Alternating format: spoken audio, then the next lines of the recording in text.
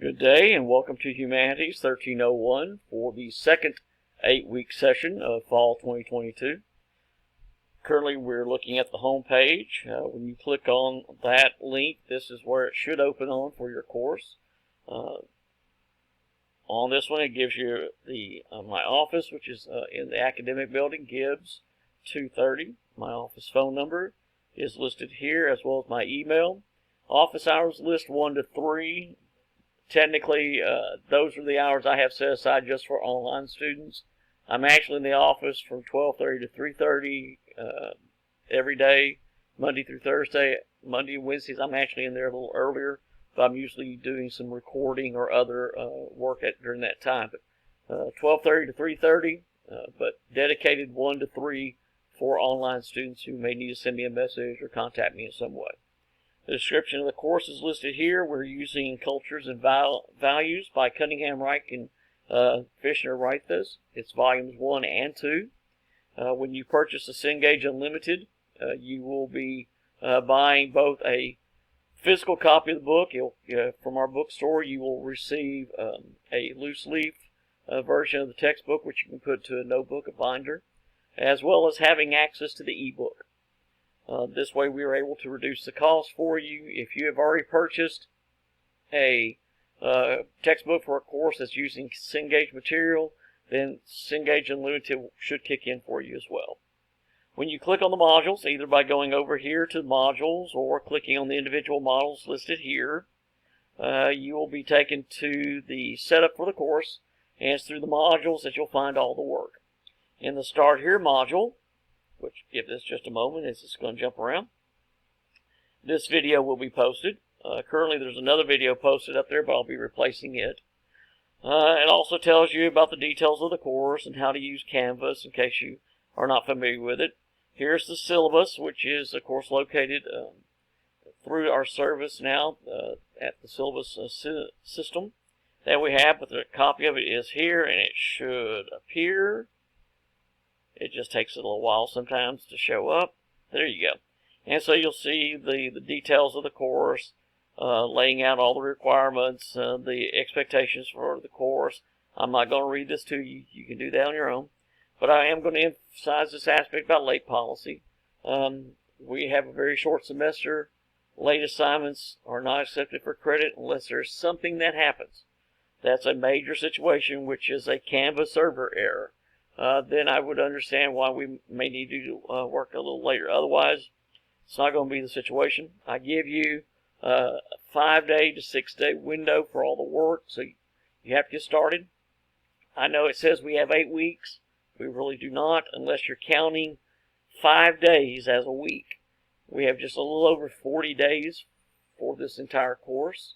So if you do 5 days, yeah, we have 8 weeks.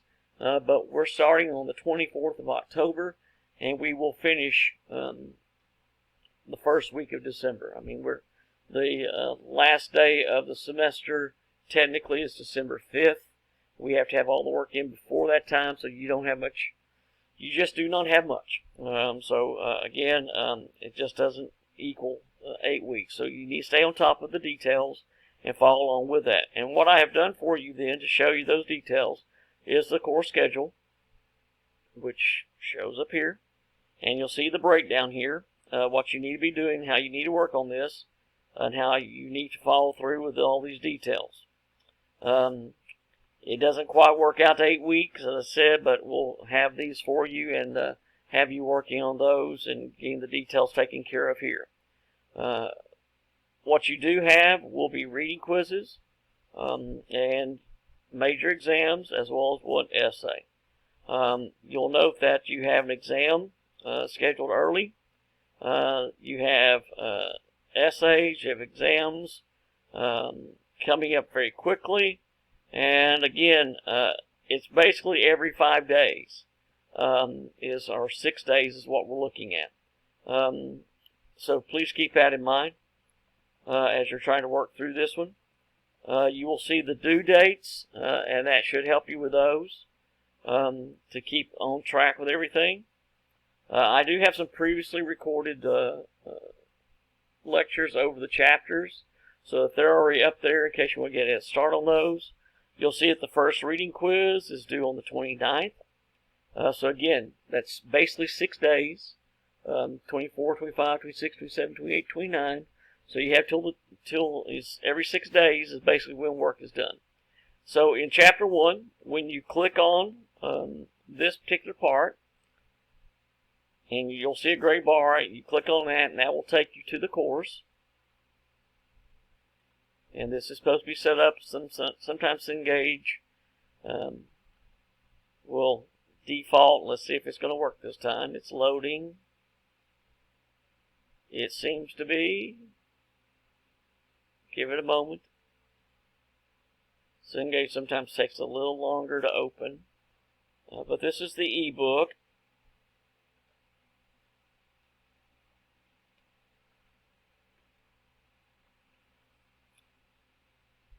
There it comes. Okay, I almost have. And this is, if you're looking at the loose leaf version of the textbook, this is page 1, the image of King Tut. And then this is basically page 2 where you start having it. And so one key aspect in every chapter, they have it all laid out here for you with headlines, the titling of chapters or sections.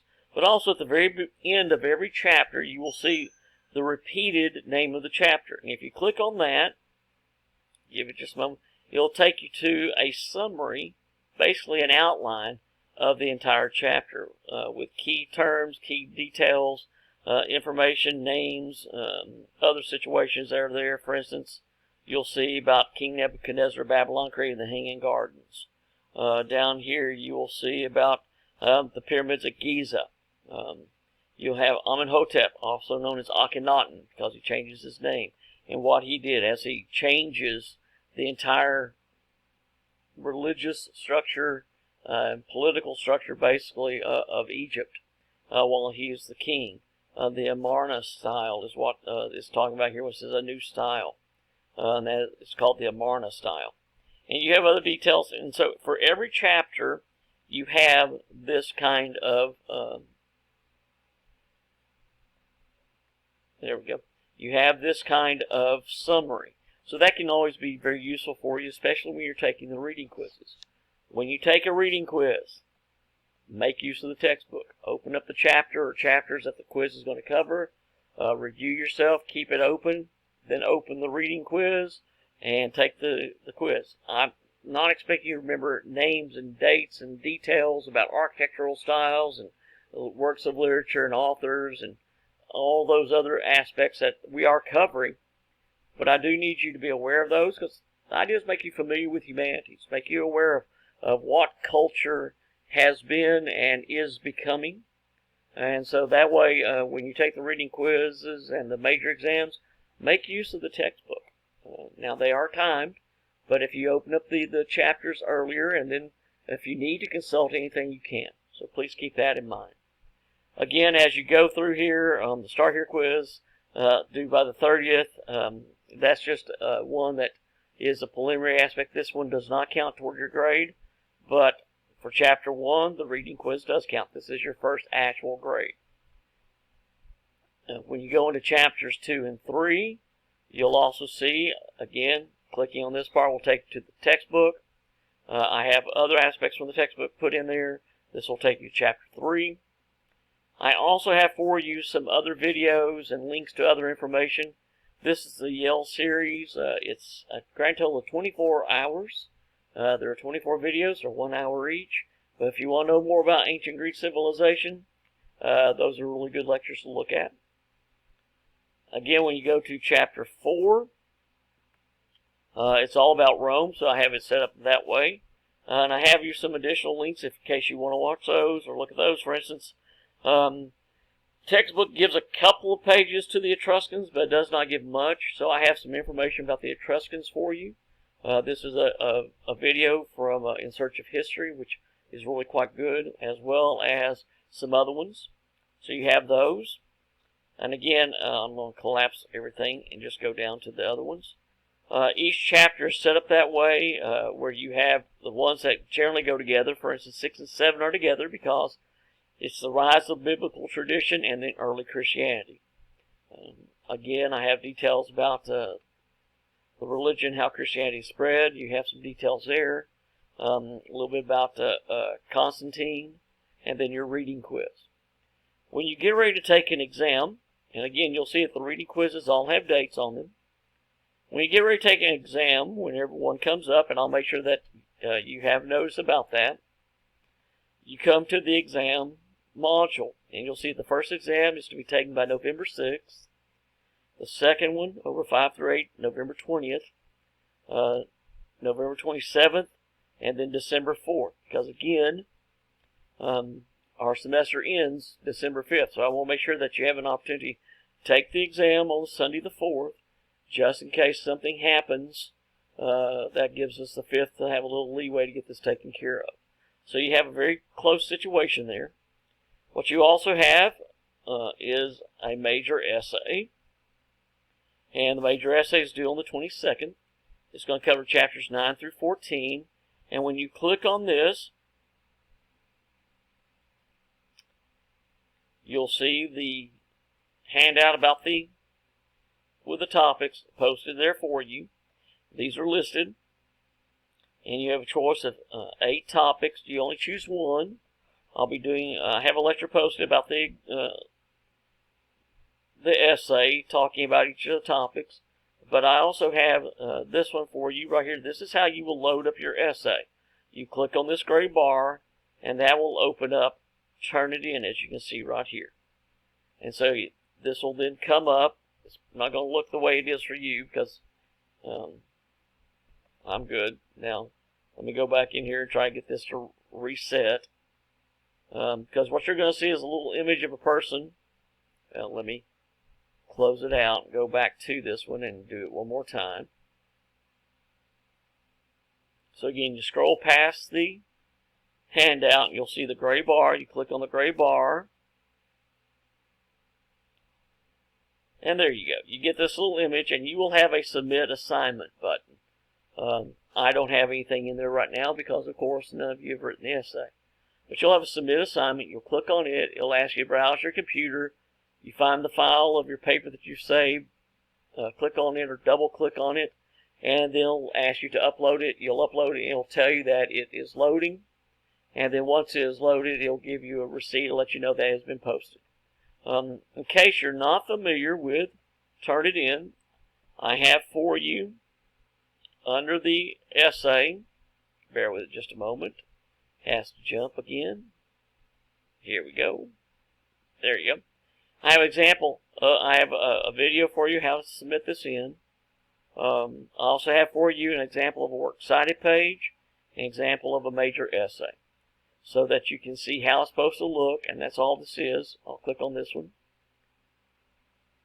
And it should load. Give it a moment. Bear with it just a moment.